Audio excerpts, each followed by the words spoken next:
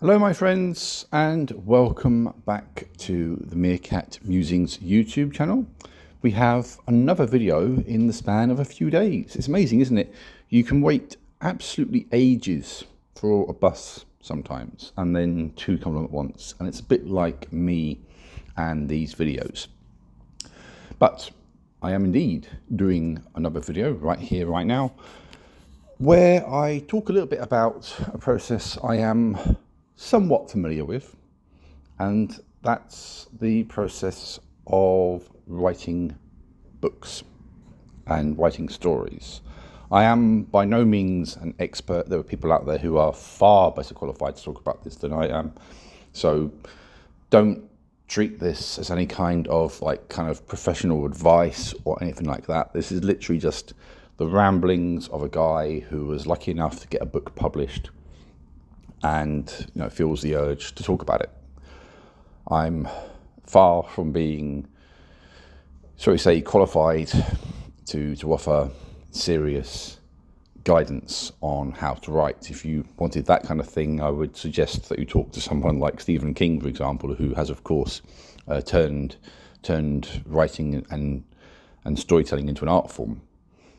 So if you want proper serious advice on what to do, talk to him. If you want to hear the opinions of a somewhat slightly neurotic Meerkat guy on how he found the process to be and what he does, then carry on, by all means. So what I tend to do with writing stories, and also, to be fair, writing blog posts and that kind of thing, is I basically offer up pretty much no prior thought to the structure of this whatsoever. And I'm pretty sure that the people who do this for a living would tell you that's a big mistake. I'm pretty sure that the people who do this professionally would tell you that you need to do some preparation and planning before you jump in and start doing things. But I just don't do that. My brain isn't wired that way. So I tend to have a rough idea in my head as to where I want a story to go. And sometimes as I'm writing it, I find myself being led by the hand, so to speak, into different directions I hadn't expected. As I begin to build the world I'm writing about, and I begin to build the characters and the setting and the story, it kind of almost changes itself, for lack of a better word, or that's how it feels. It feels as though my soul, if you will, is steering things in a different direction to what my head may have imagined. And it's literally, for me at least, no more sophisticated than that when it comes to actually writing the story. It kind of just, to a certain degree, just sort of happens, really. Not completely like that. I mean, I do try to maintain a kind of like a rough outline of where I want to go. There are certain plot points that I have in place that I want to try and stick to, but how I get there is very much kind of open to interpretation. So, for example, there's some stuff coming up in the sequel to my book that I kind of wanted and needed to happen. I don't know if it's played out in exactly the way I had in my head originally, but I've made that scene happen. And all the fallout, of course, is now happening, which I didn't really entirely prep for. But that's the stage I'm in now with that.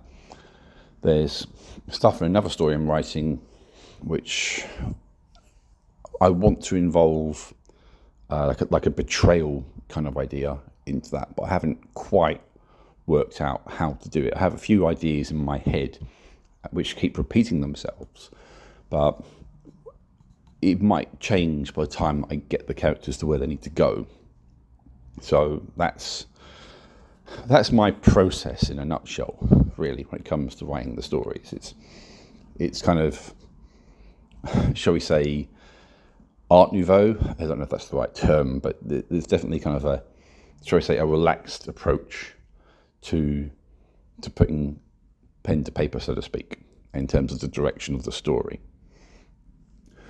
After that, of course, comes perhaps the hard work, if you like. You write the story, you get it done.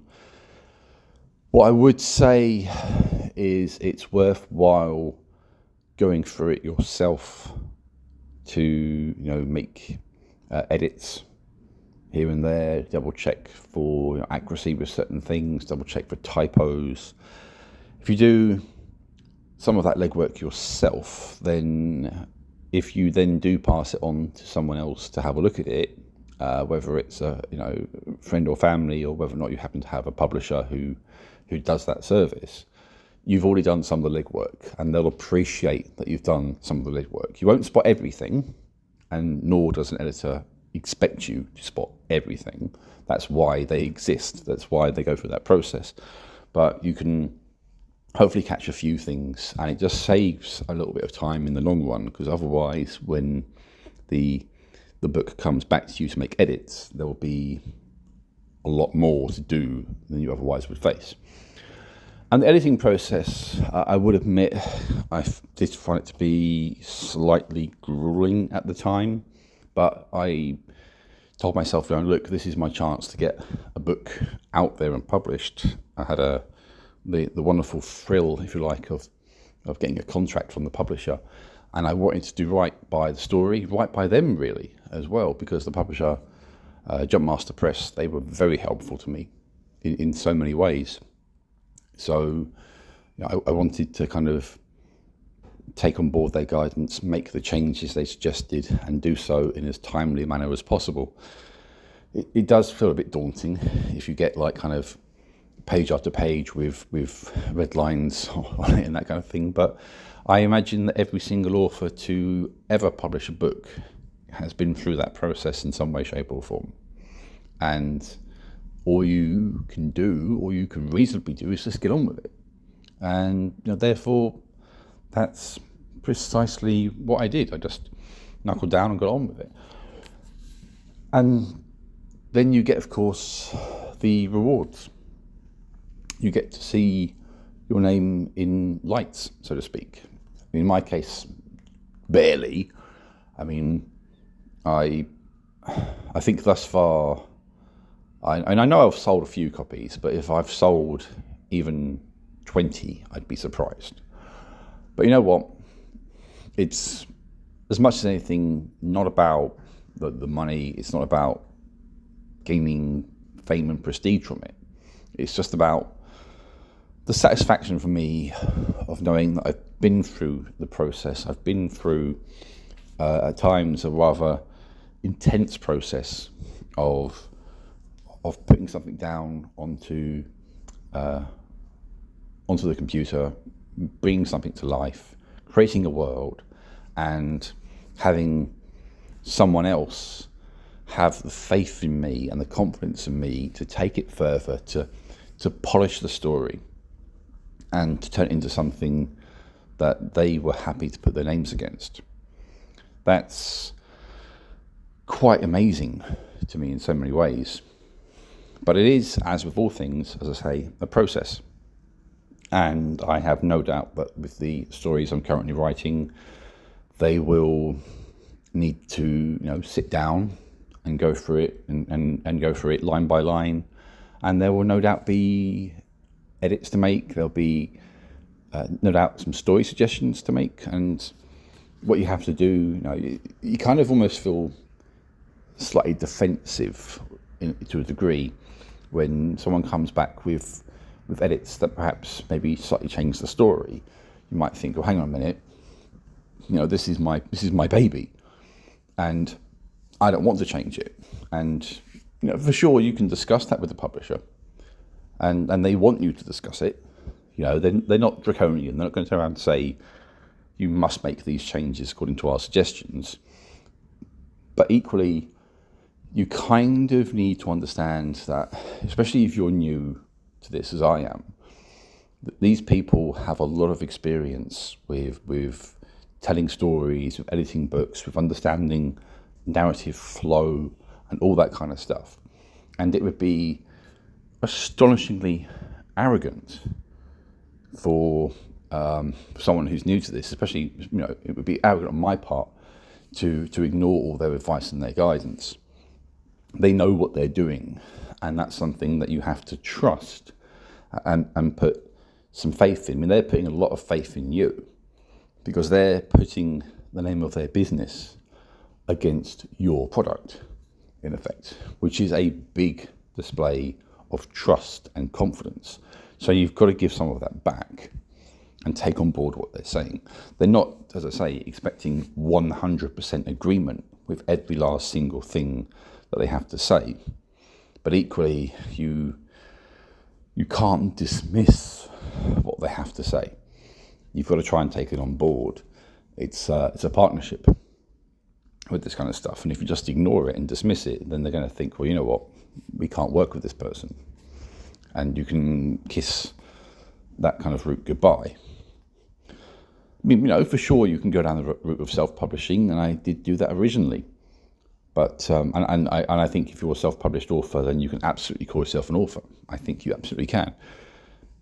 But having other pairs of eyes, experienced pairs of eyes, go over your work and help you with it is an invaluable experience. And it's worthwhile if you're an aspiring author, if you're a writer, and you have something. It's absolutely worthwhile reaching out to publishers. You'll probably get rejected a few times, because I did. It's almost sort of inevitable, really. But ultimately, you have to keep going, to keep trying. And sooner or later, you'll find yourself achieving some form of success with that, as I did. So the main trick, I would say, is to keep going, to keep pushing, to not give up, first of all, with what you're writing. And you'll get your rewards in the end. It's going to feel tiring at times. You're going to have numerous spells where you don't feel particularly creative. You're going to have spells where you just absolutely can't be bothered. You're going to feel spells where you look at what you've written and you feel miserable about it.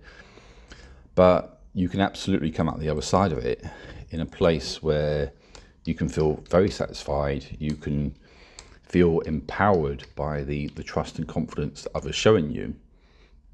And you can begin to reap the rewards. And the other thing that I would say, by the way, with this is don't quit the day job, because I think it's going to be wonderful to have your name out there in the world with a published book. But if your experience is anything like mine, unless you happen to hit upon like the next big thing, it's going to be something which kind of gently supplements your income, but it won't come close to replacing it. I mean, to give you a rough idea, so far the total sum of my book earnings after about coming up to a year of being out, the total sum of it is £18. So I'm hardly raking it in from my writing. But you know what? It's £18 that I have earned through my creativity. And it goes to show that people have bought the book. And I won't argue with that, It's better than nothing, of course. And hopefully it's something that will continue to grow. Anyway, that's kind of my ramble about this process over and done with. What I'm going to do with this video is include a link to where you can find my book, because of course I am going to shamelessly plug it. And I just also wish you, if you are someone that's looking to get into writing, or if you're already into writing, I wish you all the best of luck. As I say, I'm hardly the best person to turn to for advice, but if you wanted one piece of advice that I can give, I think first and foremost, when you write a story, make sure you're writing it for you first and foremost. Make sure that you're enjoying the story that you're telling, because if you don't enjoy it, then the readers won't enjoy it. If it feels like it's a slog to you, it's going to feel like a slog to the reader. So write what makes you happy is probably the single best bit of advice that I can give for you. And I will leave it at that. I wish you all the best, the very best of luck with anything that you're doing, in whatever form of creativity it takes. And I will hope to do some more, hopefully vaguely interesting videos in the not so distant future. Take care, everyone.